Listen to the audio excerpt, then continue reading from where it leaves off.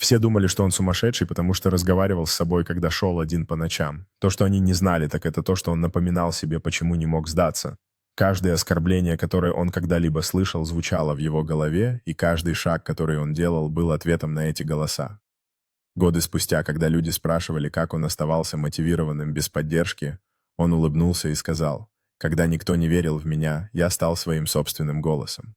Он, став молодым человеком, стоит на вершине холма, смотря на город на рассвете с растянутыми руками, принимая начало нового дня с уверенностью и целью. Яркая сцена показывает молодого человека, говорящего группе людей. Его страсть очевидна, когда он делится своим путешествием, вдохновляя других верить в себя и свои мечты. Молодой человек сидит за столом, заваленным книгами и заметками, сосредоточенно записывая свои мысли и цели, освещенный теплым светом настольной лампы.